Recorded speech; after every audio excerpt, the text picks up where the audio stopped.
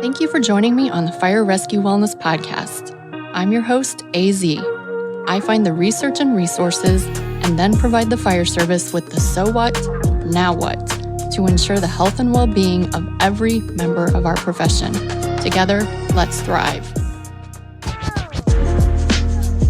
Hey, it's AZ. It's episode 186 of the Fire Rescue Wellness Podcast, and you are going to get to hear again from my neighbor and my advisor, Dr. J. Dawes. We dug into some of the data that I collected at the Fire Academy at Oklahoma State University in Oklahoma City. And then, of course, we got on 1.5 million tangents. Luckily, Jay's wife, April, was at a out-of-town art showing, and so she didn't have to listen to our nonsense like she usually does. So, yay for April. If you have any questions, make sure and send me a direct message on Instagram or shoot me an email, info@firerescuewellness.org. Make sure it's .org, and I will get that answered for you. Have a great day. Thanks for listening. How's that? Oh, I got that, and I'm recording. Listeners, it's really exciting. I'm back here with J. Dawes, neighbor J. Dawes. How are you today, J. Dawes? I am great. Thank you.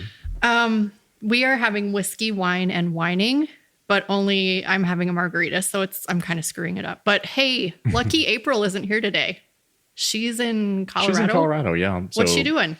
Well, she and my daughter, Gabby, both were accepted into a art show together. So this is the first time. So Gabby is a budding young artist, and this is her first professional show, and she and my wife happened to apply to the same one and both got in. So they're up there celebrating that and going to the show tonight. So is this the painting that April was doing with all the tiny flowers? No, that's going to be for her show in October. So, yeah. Okay. Well, last time we recorded, poor April had to sit here and listen to us.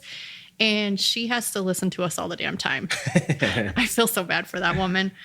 I have some things I want to ask you about. First off, you attended the first, the inaugural, if you will, Women's Tactical Human Performance Summit. Thoughts? Yep. Amazing event. Yeah, it went really, really well. And, lots of really good information from, not only a scientific standpoint, but also from a practical application standpoint. I guess those two go hand in hand, but basically it wasn't just the research. It's like, okay, this is how you actually apply it. So, kind of like we always talk about the what, so what, now what, and it had all those. And I think, everybody that walked away from it probably took at least one thing back that made them better. So I think that's, if you can take one thing back that makes a major impact on your professional practice from a conference, I'd say that's a win. And there were multiple items there for me, so. I agree. And I kept looking to the back of the room because you and Lab Mom, hold on one second. Why don't you do your microphone? There you go. Sorry about that. You and Lab Mom Megan were sitting back there. First of all, shout out to Megan. She kicked ass. Megan Thompson is in my lab. She was amazing. But you and Megan were back there like bad kids. You were having a good time, I think. Yeah. Megan is getting ready to graduate, and Megan has crossed over into more of that professional colleague space now. So she was basically back there giving me a hard time, and I was cracking up because it was pretty amusing, actually. She was, yeah. Megan is amazing. Like, she was running around fixing IT stuff, doing all of the stuff online. Oh, spoiler alert. We have already booked a date for next year. Mm-hmm. And I have already asked Megan to be a paid assistant this time because she did such amazing work. So hopefully she's going to say yes. She's an all-star, no question about it. So, and we get to keep her like around Oklahoma City. So I think that's wonderful. On to the weather. J. Dawes. Yes. 4:10 a.m. this morning. What the hell was that? Well, my phone died in the middle of the night, and my son came into my room and said, "Hey, Grandma is calling." And I'm thinking, oh gosh, I'm gonna have to rush her to the hospital. Something's happened. And apparently the tornado warnings went off.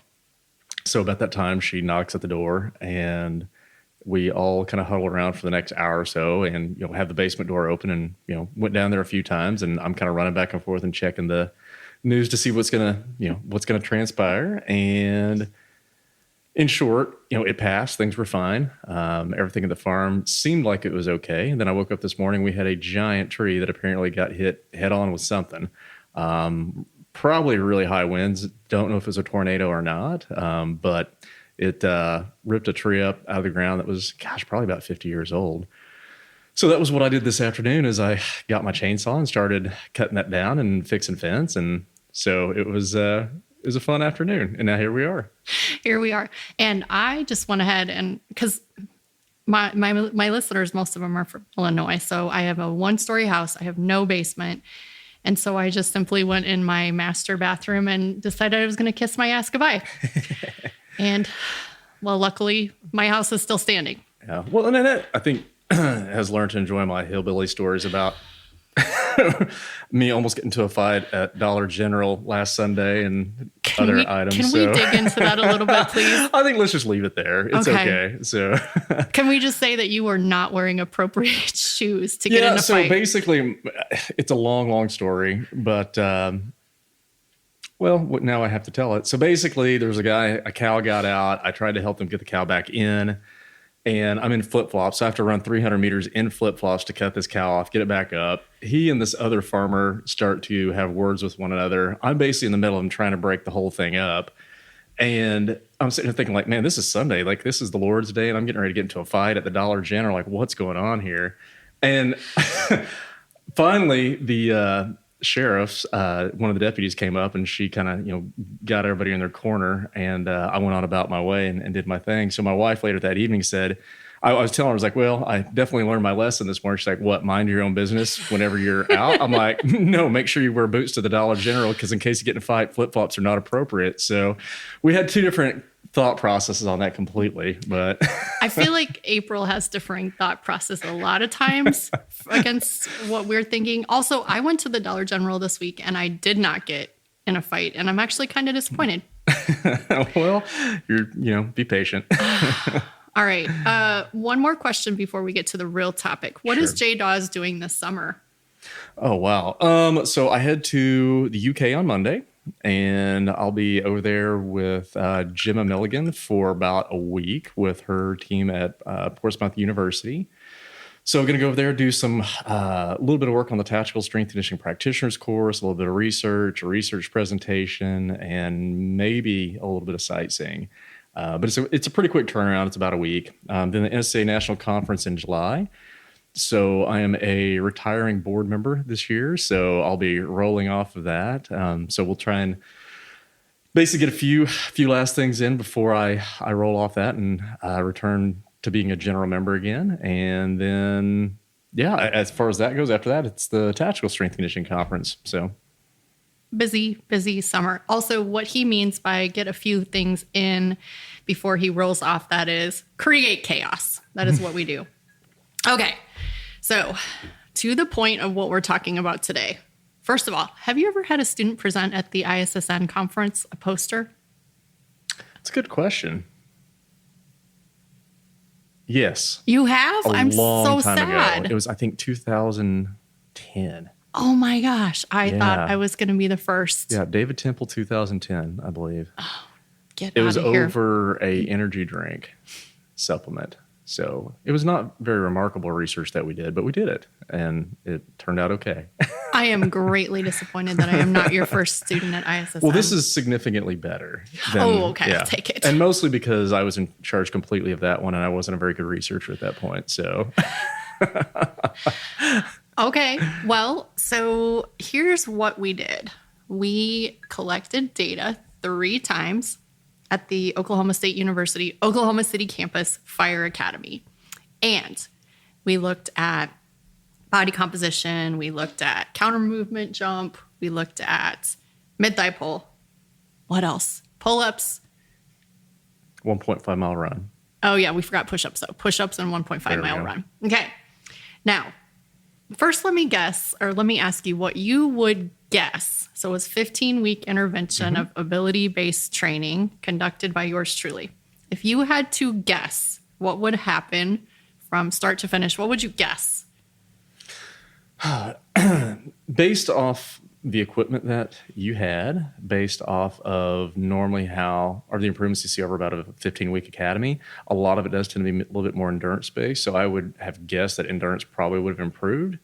And maybe push-ups and sit-ups, or, we didn't do sit-ups, but push-ups, muscular endurance performance usually will go up as well, because typically a lot of those types of academies do a lot of muscular endurance type activities. So that'd be the general thought process on that. Normally power, as much as I hate it, almost every single academy, it either remains the same or goes down. And I mean, honestly, whenever it stays the same, I kind of consider that a victory, just because I think there's so much accrued fatigue over that time frame that, usually we see those things kind of drop off. And that's what I would have guessed too. I would have thought they would have done better on their run. I would have thought they would have done better on their pull-ups and their push-ups. Maybe not so much improvement on that isometric mid-thigh pull, but I figured that those endurance things would have gotten better. That's not what happened. Also, let's talk about body comp for a second. I expected it to improve, but not a lot. Yeah, normally you'll see people drop pounds for sure. Usually they'll drop some body fat just because and I say that, it depends. Like, so with a live-in academy, you'll normally see that, or one where, it's pretty intensive on a daily, weekly basis. But, this one's a little bit different as well, because it was, a college-based program. So that adds a whole different kind of wrinkle to the whole situation, just as far as the different constraints. But, normally you'll see body weight drop. As far as lean muscle mass, it may go up a little bit. And usually they lose a little bit of body fat, and, BMI gets improved a little bit. Again, that's not what happened though. And this is crazy. So first let's talk about those constraints, because I know what some of them are. I do think that there are, some of these college students still live at home with mom and dad. Sure. And mom and dad are paying for the academy. Sure. Some of these college students are paying for it themselves, working full time. I know for a fact there are food scarcity issues with some of them. And I know for a fact that, at least one of those students was, we'll call it semi-unhoused. He was kind of going from couch to couch during the academy. So that kind of puts a little bit of a wrinkle in it. But first, let's tell them what happened. I got to get my poster out. Very proud of my first poster. Okay. I don't know what's going on with my throat. So body mass really didn't change too much, at least not in a statistically significant manner. However, from testing point 1 to testing point 3, they put on skeletal muscle mass. Right. Statistically significantly. Why can't I talk? I've had 2 sips of this margarita. A statistically significant amount of skeletal muscle mass. Right. From sessions 1 to 3 testing, they also lost, can I say a crap ton? That's not really a scientific term. It's good enough, I think. So, yeah. Yeah. They lost a crap ton of body fat. And they improved their 1.5 mile run quite a bit. But counter movement jump didn't improve, but it didn't go down. It didn't go down. Right. Yep. Their pull-ups, they went up a little bit, but not statistically significant. Well, and think about it this way: in that amount of time, like, to go up a little bit on pull-ups is difficult. That takes some time. That's true. Push-ups, really surprising. Not much change. But also, I have to tell you, we did not do a crap ton of push-ups. So that's probably why they didn't go up. So normally that's, in my opinion, that's why you see push-ups go up a ton, is because people do a lot of push-ups. So if you do a lot of push-ups, specificity of training, it stands to reason you're going to get a lot better at push-ups. And the reason we didn't do a lot of push-ups is that I feel like that is a recipe for disaster with shoulder injuries. I couldn't agree more. So we did, I think, a conservatively aggressive amount of push-ups. So I want to talk more about that counter movement jump and using it as a measure of fatigue, because we are doing something cool with this coming up academy. So explain to anyone who might not understand what the counter movement jump is measuring. What's it measuring, and how is it sort of a relative measure of fatigue? Yeah, so first, I guess it matters. It depends on how you do the counter movement jump. So if you do a counter movement jump with an arm swing, then it's going to be more of a measure of total body power. If you do it with the hands on the hip, it's going to be a little bit more of an isolated measure of your lower body power. So basically, it takes the arm swing out of the equation. So, in some of the research that we've done, like, what we'll see is, your vertical jump height will increase anywhere from like about 18 to 25% if you use an arm swing. So that's just, it's something to know. I will say this, that's also something to think about if you are a physical training instructor, if you're at an academy, is consistency in how you do the test. So if you do it one way one time and then we're to do it the other way another, you're going to see maybe really different results. But basically what the counter movement jump is people will kind of rapidly swing the arms back and drop the hips and then, jump as high as they can. So we always kind of call it the rebound ready position. So like if you're going to go up against the boards, if you're playing basketball to get a rebound, it's that. So it's going to be a real rapid movement and then you're going to explode upward. So that's basically your traditional counter movement jump. So in the past, like I had some good friends down in Australia said, hey, we use this as a metric over the course of a season to kind of look at neurological fatigue, because basically what happens is when you do that rapid loading, then it elicits the stretch shortening cycle. So basically you store elastic energy, and then if the transition time between the concentric and eccentric muscle action is fast enough, you're able to take advantage of that stored elastic energy and jump. So what we do tend to see is like when people get fatigued or when they're tired, sometimes that counter movement swing, that transition time takes a little bit longer period of time, or there's kind of a dampening effect, or they have a high amount of neurological fatigue, so they're not able to transition out of that low position as quickly. So it can be utilized as a measure of fatigue as well. Now we're using jump mats, so it's a little bit harder because all you get is height. So one of the things that I had tried years ago, kind of in my sports life when I was doing strength conditioning at a university, was I had a volleyball team, and over the course of a season, I wanted to do a vertical jump with them each week to kind of see how they were doing. And over the course of the season, their numbers kept going up, which I'm like, okay, cool. I'm a great strength coach. But the eyeball test was telling me like, okay, something's not right though. And so what we switched to was a 4-jump test, to where they had to do 4 jumps in a row, and you look at the average of 4 jumps. And when we did that, what we saw is that the numbers tended to probably be a little bit more reflective of what was really going on. So basically, just like anything else, if you're kind of a fighter, an athlete, like you can go deep once, but to do it 4 times in a row, it's going to start drawing out some of those little fatigue patterns a little bit more. So that's kind of what we did, and that told me a little bit more. But I mean, if you look at the vertical jump numbers, I think they looked pretty good for the single jump. But when we pull the 4 jump out, that's when we start seeing those numbers start to drop a little bit. So we're doing the 4 jump test with this academy every week on Thursdays. They're going to do the 4 jump test. Any guesses? Because this is a shorter academy; it's 10 weeks. Any guesses where we're going to start to see that level off, come back down, fatigue is going to accumulate? I have a guess. Shooting in the dark on it, I'd say probably week 6. Oh, maybe. that's what I was going to say too. Yeah. I mean, and I don't know, but I don't either. It really just depends. I mean, I'll say this too, like one of the things, even though it's a 10-week academy, it's in the Oklahoma heat. So, I mean, it's going to be intense. I mean, we will be in the hundreds, no question about it. Humidity is going to be high. It won't be pleasant. Yeah. So, I mean, it'll be interesting to kind of see how that plays out. Every single person I've talked to, so I've talked to an athletic trainer about it. I've talked to Court, who actually is the main instructor over at OKC Fire Academy. And when I asked them, they guessed 6 weeks too. Oh, okay. So I think we're all tracking about it, right? We're tracking. We're probably going to end up being wrong, but that's research, right? Well, that'd be fine. I mean, I think that's the whole thing, is that it'll either confirm or deny our suspicions, and we move from there. So, right. We will confirm our biases or not.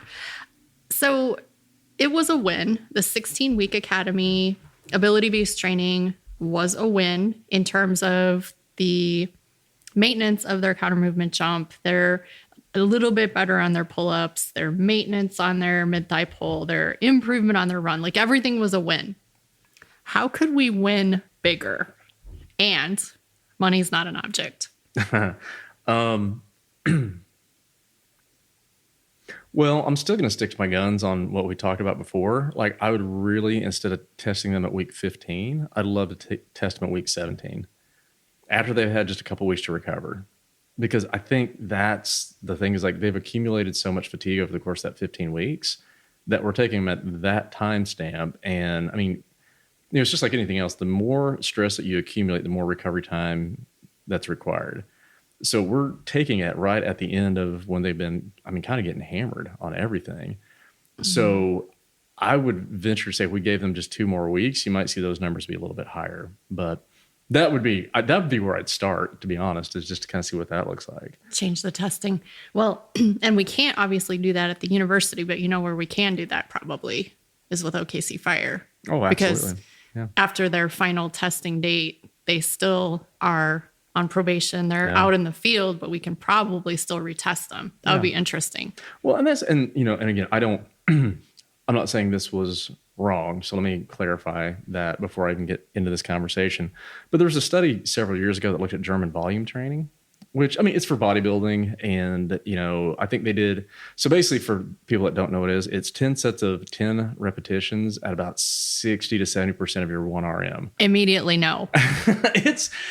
Depending on how you do it, it can be done controlled. Didn't you do German volume training squats before you got on an airplane recently? Was that you? That was not recently. That was years ago. Okay. But I don't recommend that. That was dumb. But, every once in a while, you just got to mix it up a little bit. But with that being said, if you look at, so they compared that to, I think, 5 sets of 10. And what they saw is the 5 sets of 10 were actually better. Now, I would err on the side of probably not going to fatigue and failure every single time anymore, like what I used to when I was younger. I think if you leave a little bit in the tank, you actually do better. But I think the one major thing with that study that I would challenge is I really would have liked to see what the results were 2, 3, 4 weeks out. Because again, you're not comparing apples and apples, because one group accrued significantly more fatigue than the other group did. So it would be, if you want to compare apples and apples, it would be very interesting to see what it looked like at 2, 3, and 4 weeks later. And again, I'm not saying I probably would not do it again. I will definitely tell you I'll never do 10 sets of 10 squats again. That was a massive mistake. If you're going to do that kind of stuff, like my opinion is doing it on machines is probably fine. Just because you're not going to get you're not going to get as sore if you do it. But those are more extreme situations. So for the listener, so you don't think I'm completely whacked out. So I went down to Australia. I was not 100% sure when the next time I was going to get a workout in was going to be. So the reason that I did 10 sets of 10 is recognizing that it may be 7 to 10 days before I hit legs again. So I think to go back to that point, the reason that I did that is knowing that I was going to have a long recovery time. So I wasn't going to go back in 2 days later and try and hammer it. So balance is kind of what we're looking at. There's here. a method to the madness. There is but a there's method. Emphasis on the madness. Would that have been when you almost got stuck in Australia? Yeah, that was actually that time. Okay. Yeah. COVID shut down the world and J-Dawes almost had to live in Australia. It's a very interesting situation when the world shuts down and you're on the other side of the world and trying to figure out how to get back home. And so. At least you were hanging out with Rob. Yeah, it was good fun. We had a good time, but and Bob Lockey, he was sitting there. He's like, "Oh, mate, don't worry. We'll go down to Newport and we'll hang out with my family." I'm like, "Dude, this is getting ready to be like Mad Max. I got to get home." Like, I don't know. I don't know what's about to happen because at first with COVID, we didn't know what was going on, and Tom Hanks was about 10 minutes down the road from us with his wife Rita Wilson, and okay, they both have it. I'm like, what's about to happen here? And as soon as I remember distinctly, we were sitting in our apartment, and they shut down the NBA, and then March Madness, and then the NHL season. I'm like, okay, this is bad. And so, any case, but we made it thank back. God you got your 10 sets of 10 in before you went. Exactly, because I didn't get to hit the gym. Well, my home gym I did, but other than that. Because you didn't live out on the farm then either, did you? I didn't, but I had a pretty good makeshift one in the garage. So okay. All right. So we just went off the rails. Other than testing. This can be edited, I hope. So. Oh no, this is going out just like this. Other than testing a couple weeks afterwards to account for their accumulated fatigue. First of all, let me just let the listeners know this is what we have at the academy. Having weights would be useful. Yeah. This is what we have. We have 40-pound sandbags. And in this case, the class was so big that everything had to be I go, you go. Mm-hmm. So if Dawes did a minute of squats, then he did a minute of resting or something else while I did a minute of squats. So 40-pound sandbags, pull-up bars, some rubber bands for the pull-up bars, TRXs. We did get towards the end of the academy. We got the giant tractor tires, 1 dummy. I think that's it. I mean, I think the bottom line, and I think you probably agree to this, like it didn't favor strength. I mean, because that wasn't the reality that you were provided. And I think, and that's a lot of academies. Like you got large numbers of people and it's difficult. I mean, you know, we've had a few academies that we've worked with where we have seen strength go up in several different tests, but I mean, it takes a lot of planning and there's a lot of challenges to get that to happen. And again, with like limited equipment, and we had to be pretty creative with things. You know, we use like manual resistance training and, you know, a lot of single leg, single arm work because we just didn't have enough weights to load people up. And, you know, did they get as strong as they could have? No, but most of them got better. I'll say that. But yeah, I mean, I think that's a very real challenge. And, you know, when you're looking at it over the course of, 16 weeks, I mean, you know, it seems like a long time, but it's not that long as far as, with all the other stuff that they have to do as well. So. And I keep repeating this to them and they're kids, they don't listen. I have to do the best for the most. Mm-hmm. And so we have kids in there that have literally just poured themselves off of the couch from playing video games for the last 18 years and decided they want to do a fire academy. So we have that demographic.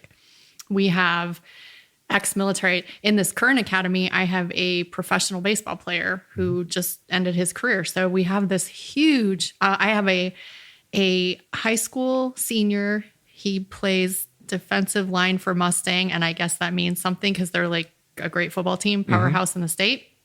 So I just have this large demographic difference between people and I have to do the best for the most. So how do we do the best for the most? Carefully? I don't know. I mean, I think it's, wow, what a loaded question. That's what I do. I know. You know this. So, I mean, at the end of the day, they got all this other stuff going on and you don't want to take that away from them because those are things that are meaningful for them in their life that they may want to do, right? So, the young man that's playing football and, whatever other goals they may have outside of being a firefighter. But at the end of the day, you're there to help make them more proficient at being able to do their job skills. So that has to be priority number one. And, and we've also had this conversation before, even though you're highly qualified and, I got a Ph.D. in this, there's going to be people that walk in the door that think we're both idiots and that they know better because they're bigger and stronger than I am because they had great parents. And, I'm not 100% sure my parents weren't first cousins, but, it's genetically, I did not hit the gold mine. I'll say that. But I think that's the whole point is, you're going to have people that think they know better. So they may be doing stuff outside of the training program that we don't even know about because, you just can't control it. So you have some people that are doing nothing outside of what you're giving them. So that's all they're getting. You have other people that they're doing, they may be getting 6 workouts in a week that we don't know about. And, usually the conversation I have up front is like, hey, look, this is what we're going to focus on. These are the constraints that we have. If you are doing something outside of here, let's have a conversation about it so I can help kind of at least guide that a little bit. So, if we're going to be hitting something tomorrow, you don't do something dumb tonight when you decide to go to the gym on your own. Because the bottom line, people are going to do what they're going to do. So it's one of those things where it does absolutely no good to say like, oh, we better not be working out or don't do that. I'm like, they're going to. It's like, if you're going to do it, I'd like to have some input in it. And again, if you say don't do that and you shut that door down, then basically you can't even have the conversation. So I would rather know what's going on. And like, I think, as you said, like, how do you do the best for the most people is like just knowledge. The more you know, the more you can help guide them. That's what we're trying to do is guide them. And to this kid's credit, it was probably his dad's idea, but right after the orientation, I call the kid Big Hoss. He's a big kid. I see Big Hoss and Bigger Hoss walking towards me. Bigger Hoss is the dad. And the dad just told me flat out, he's like, this is my kid. He's, playing on this whatever championship football team. He's a starter. And we just want to make sure this academy is not going to mess up football. Yeah, it might. And I said, well, and what I said, Big Hoss, is that here's the thing. your kid's not going to get any stronger. I cannot make your kid stronger. Because he's already strong. He's a house. Right. Okay. But if you think, if you go back to the strength coaches and you tell them he's getting basically what amounts to 5 conditioning workouts, like work capacity type workouts in a week, and he still needs to be doing his weight training for football, I think it's a win. And Little Haas is actually, it's kind of entertaining to watch him. He is like a huge sweater, and he's a hard worker. I remember the first day of testing. There's a lot of sweat. Oh, God. Hardworking kid, though. He's a good kid. He's a good kid. And then the other thing I say is, again, I think I already said this, but if you are already weight training, you need to keep doing it. I'm sorry, but you could actually get less strong if you don't. Well, but I think this gets into the last conversation we had, is like minimal effective dose. Yep. Like, so just touch on strength once a week. Yep. It doesn't have to be a ton. I mean, because that is the problem, is like you're trying to balance all those things out. And if you look at training academies, they do tend to be focused more on endurance, even by design, because if you want to get good at doing firefighting skills, you got to do a lot of reps. So just even the fireground training they're getting is a ton of reps. And, yes, there's a little bit of load associated with it because, if they got PPE on and they're having to move some things, but it's really more suited toward developing endurance. I mean, it just is. So if they can touch on strength once a week, even just for a couple sets, then they can probably maintain and preserve, maybe even get a little bit better.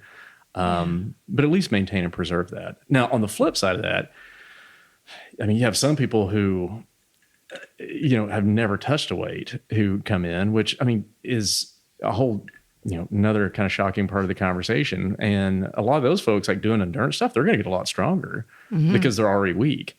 So basically, if you've done nothing and you're not very strong to begin with, like, yeah, you're going to get better. But if you have been somebody who's been really committed to exercise and, getting yourself, probably at the level that you need to get, you're probably not going to get significantly stronger. Now, again, your endurance will probably go through the roof, but it is a challenge. And even if the exercises that we're doing, yesterday we did with our 40-pound sandbag, we did deadlift to shoulder, back to the floor, deadlift to shoulder. And, some of the students were kind of struggling with that. But after 10 weeks, they're probably not going to be too challenged by that anymore. So, well, I mean, I guess, I don't know why I didn't say this earlier, but I just kind of thought of it. But looking at it, like, it's 16 weeks. There's 52 weeks in a year. So it's like, okay, this is a conditioning cycle. Just plan for that. And when you're done with this, guess what? You can go get beefy again. That's great. So I think that's the whole thing, is like, it's during the 16 weeks, it's going to be more conditioning. If you can maintain and preserve your strength and power, that's great. You're going to probably boost your aerobic capacity and your muscular endurance. It'd be awesome if you could hang on to that afterwards, because that is super important for firefighting. And if you happen to be strong, well, you can do a little bit more because your threshold's a lot higher. So, I mean, I think those are all probably pretty decent things. Someone sent me a meme, not a meme, a GIF yesterday. It was the strong firefighters trying to go up the stairs, and it was some sort of like a cow or a bull just like making the sound. I'm like, yes, factual. It's factual. And nothing. It's great to be strong. Be strong. I would highly encourage it. But just, again, knowing that most of the constraints that you have in academy, it's not going to lend itself well to getting super strong if you're already strong. 10 flights of stairs later, you're going to wish you had a little bit more aerobic capacity. Sure. And as we said before, you need to be a little bit more of a decathlete if you want to be really successful. So, well, and that brings up, I have more questions about this, but that actually brings up Logan, who is one of the instructors there that you met the other day. I call him the leanest power lifter on the planet. Oh yeah, he's a fit dude. He is 8% body fat on the in body, so fairly high level of accuracy. And I don't know what he pulls, but he's very competitive. He's competitive, and so if you're going to be that strong, I think you also need to be kind of lean in order to, how did you put it, Dawes? If you have a 15-pound tool, at least you have a tool. If you're wearing 15 pounds of body fat, that's just increasing your... Oh, yeah. It increases your physiological burden. Yeah, physiological it's more you got to haul around. Right. Yeah. So if you are a super, super strong dude like Logan, Like he's kind of splitting the difference by being lean Yeah, for and sure. not carrying around what typical powerlifters carry around. Yeah. Well, I mean, and I think it seems like he may have a pretty good balance on that as Yeah. far as like, he knows. I mean, at the end of the day, a powerlifter's job is to lift as much weight as humanly possible. However they can do that. And Right. a lot of times it's health be damned. It doesn't matter because it's a competition. It's a sport. So it is what it is. But when you're looking at it, you're in a position where you have to keep yourself safe, the people around you safe, and be able to do a completely separate job and move reasonably quickly, then it becomes a lot different dynamic. So it's not just I'm trying to chase as much strength as I can get. It's like I still have to be able to do these things in order to keep myself safe and those around me. Yeah. Crazy. Okay. I just thought of this. So I have a parent sitting at home thinking, oh, I'm going to send my kid to the fire academy, the University Fire Academy. Yeah, I'm going to do that. And this kid has been sitting on the couch for the last 18 years playing Call of Duty, eating hot Cheetos, the red ones, flamin' hot Cheetos. It's actually Takis now, just so you're on the same page. Oh, it's Takis. Okay. Sitting on the couch eating Takis And chocolate milk. Yeah. and drinking Yahoo? Yeah. What are those things called? Yeah. Yoo-hoos. Yoo-hoos, yeah. All right. Where does that person start? He's got a month before the fire academy starts. I would say where that person starts is start eating better, start doing some type of physical training, and sign up for the next year. Give it a year. Yeah. I mean, honestly, it's one of those things where there's certain things you can't rush it. It's a month is just not going to be adequate. So, I mean, yeah, you might be able to survive it, and yeah, you may be able to get through it, but you're not going to probably get through it well. Yes. I was hoping I would set you up for this. Okay. So now you're saying a month isn't adequate. So now this person is coming into a fire academy, Yep. an organized fire academy, let's just say an agency. Yep. They hired this person. Yep. And now we got to get you in shape, and we've got a month. Yep. The irony is so thick. It doesn't work. It can't work. It's not that it can't, but I think it can't. It rarely does. It rarely turns out well. It rarely turns out well. I mean, nothing's completely impossible, but you're definitely stacking the deck against yourself. Yeah. I mean, I think the probability of, depending on what kind of academy it is, the probability of breaking them, having to recycle them, and owning them is significantly greater than them getting through it clean. But you can try. I'm a gamer and everything, but I think it's, in general terms, like you don't want to set yourself up for failure, and that's a pretty tall order to ask. And tissue tolerance is a real thing. So for sure. Even if we're not talking about losing weight, now we're talking about ligaments and tendons and muscles. Like, Yeah. tissue tolerance is a real thing. God, I love it so much that I can put the ball on the tee and you just smack it out like a home run. I love that. Oh, okay. All right. I got lost. What do you think the limitations on my study for ISSN were? What do you think the limitations are? Or maybe next steps? I think the limitations are the same as any other limitations, really. Is you only have so much control. So, these are human beings that are going to do human being things. You can't control what they're eating. You can't control what they're doing outside of academy. You can't control their sleep. Are they playing video games until 3 a.m. and then? Yes. Yeah. Yes, they are. So, there's so many things that you have no control over that you can only control what you can. So, in a perfect world, you've got them all confined. They all eat the same thing. They all do the stuff you tell them to do. They sleep when you tell them to sleep and wake up when you tell them to get up. And, that'd be ideal, but that's just not going to happen. Yeah. So, it's one of those things where you got to, you got to remember reality in all these different studies. Cause I think a lot of times I've heard people throw out some pretty harsh critiques of different training studies that are even similar to this. And so, okay, but you don't fully understand what the game is that is being played. Yeah. And like I said, my honest opinion is I think your group came in already reasonably strong. They had pretty reasonable muscular endurance. And honestly, like push-ups, I've worked with so many different groups that want to just get rid of push-ups completely because they don't feel like it's a great indicator of occupational success. The double-edged sword, I will say, is literally, it always correlates to performance. But the reality of that is like, it's not the push-up. It's because more fit people do more push-ups and more fit people do better on occupational tasks. It just happens to be a pretty easy way to go, okay, if you're fit here, you're probably going to be fit in general terms and you're probably going to do fine. But I'm on the same page with like, that doesn't mean that, once you get to a certain number of push-ups, you're probably okay as far as fitness level goes. And now we probably want to work on some things that are going to actually make you more job ready.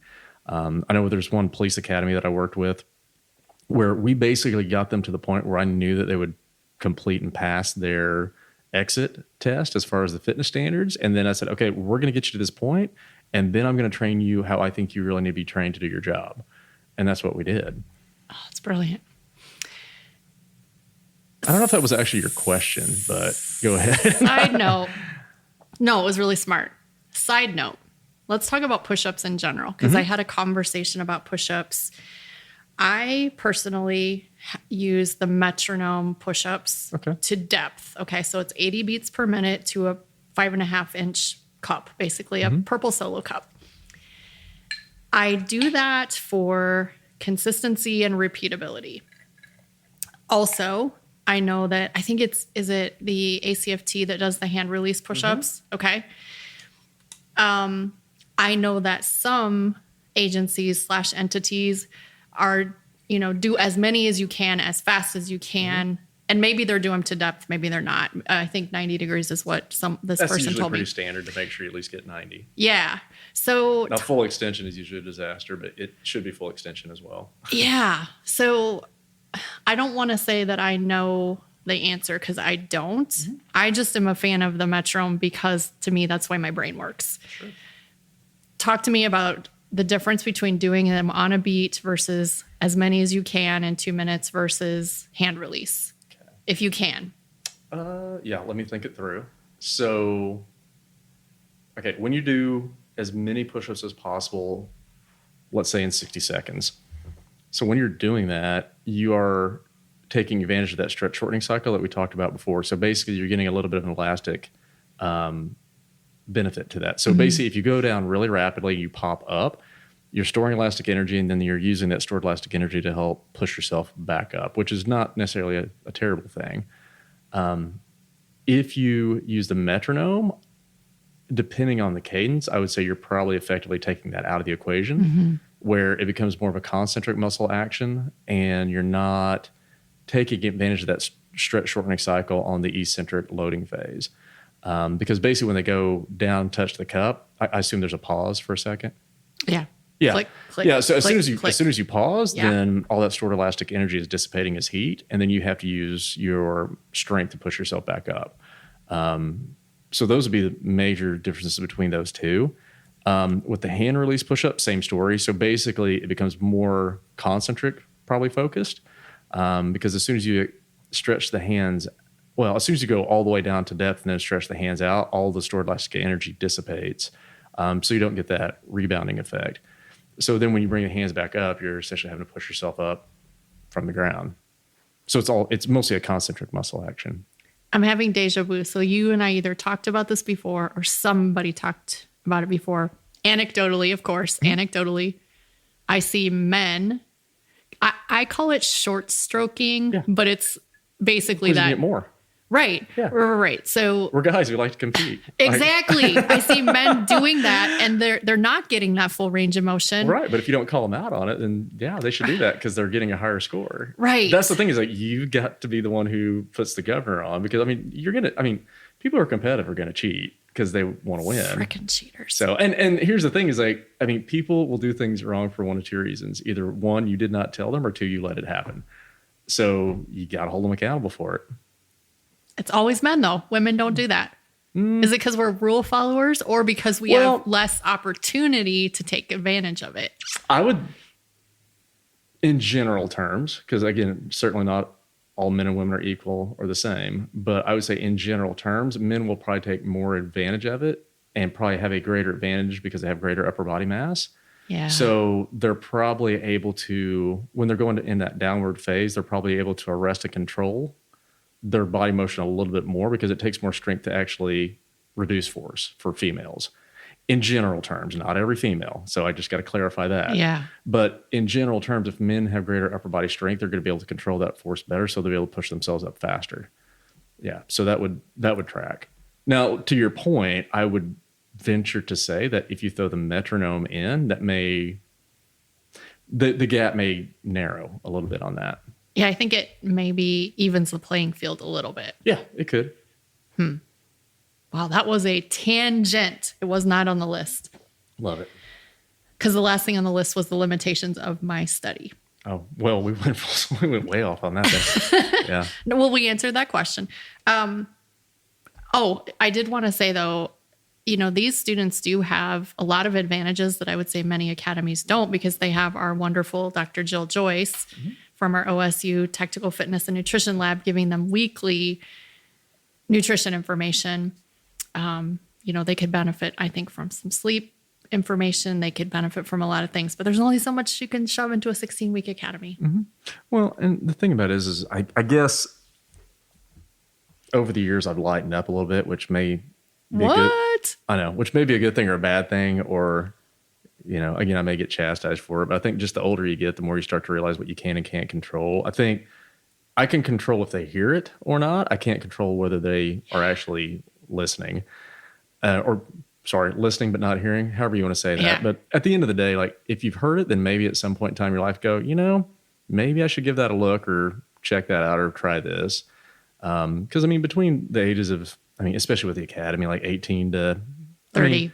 18 to 30. You got a pretty, well, and actually younger than that, I guess, right? You got I have a 16-year-old. Yeah. I remember what I was like at 16 to 21. Like, I think we all do. So, we, at that point, we all have it figured out until we figure out, double the life years later on that we didn't. But, it's one of those things where if they've heard it, maybe at some point in time they'll adopt it. Really, the way that I look at academy is it's trying to set the stage for them to have a healthy career.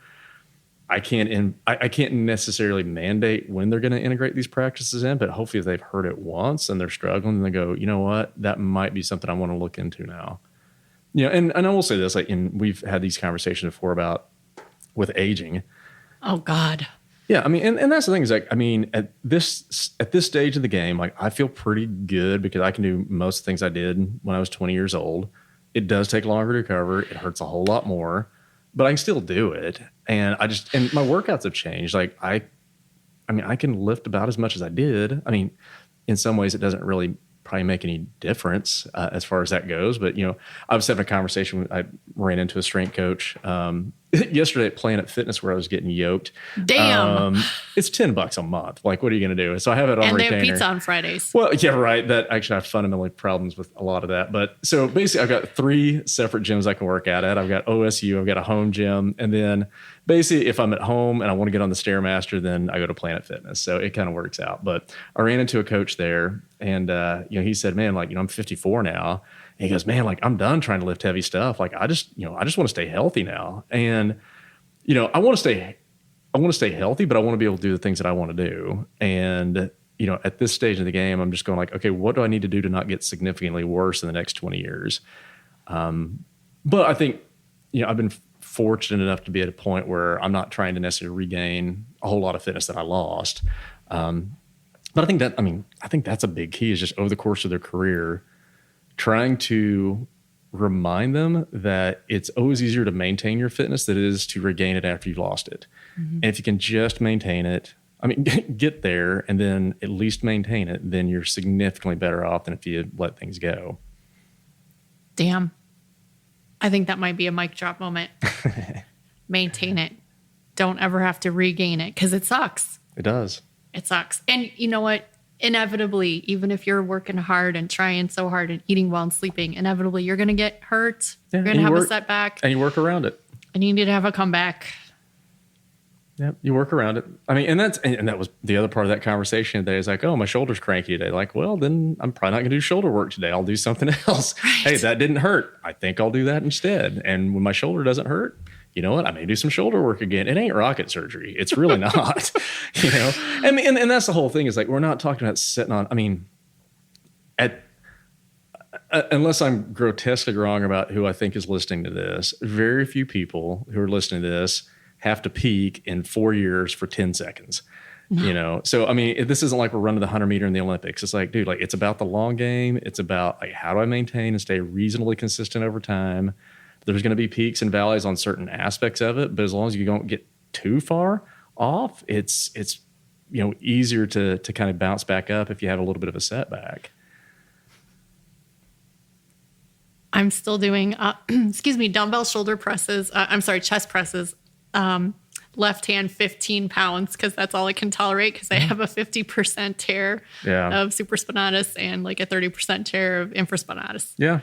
So I got like 35 in one hand and 15 in the other. Yeah. Well, I mean, and that was like, you know, during the pandemic, I mean, I was in my home gym and my shoulder, you know, started to get a little bit cranky. I'm like, I think I got an impingement. So, you know, I stopped doing overhead presses and I did more like a landmine press. It was more of a 45-degree angle. I was like, oh, actually, that doesn't hurt. And I can still work my shoulder. I think I'll do that. Friendlier. Yeah. And, you know, then, you know, eventually it's like, oh, it doesn't hurt anymore. And I could transition back and do some other stuff. So, I mean, I think that's the things like just don't stop. Like figure it out, work around it. And, you know, there's a lot of different exercises out there that may be better tolerated at certain times. But I think that's the other thing. And there's no one best exercise, despite what people will tell you. What? I know. It's shocking. So that's the problem with us. We are too medium, too schmedium, too middle of the road. There's nothing sexy about what we say. Well, I mean, I guess to your point, when you said there's nothing fancy about J Dawes, there's nothing. There's fancy. really not. I mean, that's not a misstatement at all. But I think, you know, this goes into, again, maybe more than you want to talk about this podcast, but people get very emotionally attached to certain exercises or modalities or diets or training programs. Supplements, yes. Yeah, and usually the answer is like most of it will work to a point. You know, some works better than others, but I think that's the one thing is like just, you know, people get really married to one thing and that's all they do. I mean, it's like your only tools a hammer, the whole world's a nail. But and I will say this the other thing is like people tend to do the things that they're good at because when you go to the gym, you want to do things that you don't suck at because it sucks to suck. It does, and you don't want to go to the gym and embarrass yourself. But probably those things that you don't want to do are some of the things you probably need to go in. I probably should throw that in today and work that. I mean, I remember there was about a 6-month time frame where when I went into the gym, I made a personal commitment. It's like, if there was an exercise that I really didn't want to do, I was going to try and integrate it into my program somewhere, knowing that if I don't want to do it, it's probably the one I need to do. And it actually worked out pretty good. So what's your current don't want to do it exercise? Oh, man. That's a good question. For some reason, lately, it's RDLs. I really like RDLs. Me too. Yeah, but lately, I think it's just because of all the farm work. Oh. Yeah. Back's a little bit tired already. So I've been doing them, but I've been lightening it up a little bit and changing things up, going to some single leg variations and things like that. So I'm still hitting it. I'm just changing it up just a little bit.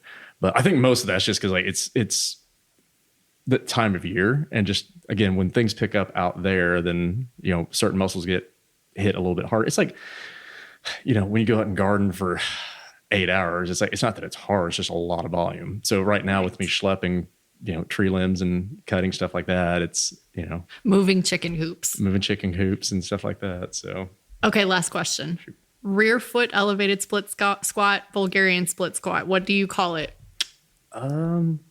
Well, I used to call it Bulgarian split squat, and then I talked to a friend from Bulgaria, like, dude, we just call it a split squat. So, I mean, I don't care really. I mean, I think either one is fine.